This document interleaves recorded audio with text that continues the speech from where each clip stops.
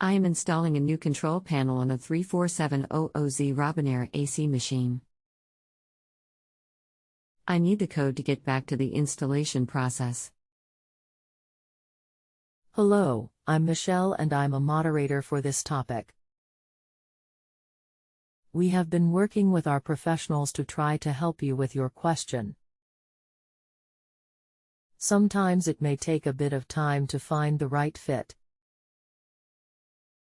I was checking to see if you had already found your answer or if you still needing assistance from one of our professionals.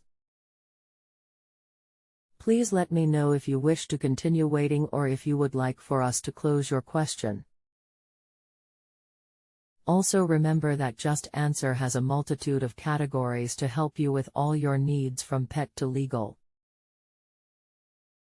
Thank you, Michelle Moderator. I still need help. This information will have to come from a Robinair Tech. Hello, thank you. XXXXXXXXXXX continue to look for a professional to assist you.